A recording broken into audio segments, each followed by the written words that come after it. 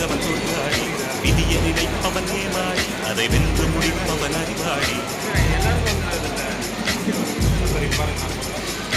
ஒருவன் முதலாளி உலகில் மற்றவன் தொழிலாளி விதியை நினைப்பவன் ஏமாளி அதை வென்று முடிப்பவன் அறிவாளி பூமியை வெல்ல ஆயுதம் எதற்கு பறிக்க கோடரி எதற்கு பொன்னோ பொருளோ பொற்களம் எதற்கு ஆசை துறந்தால் அகிதம் எதற்கு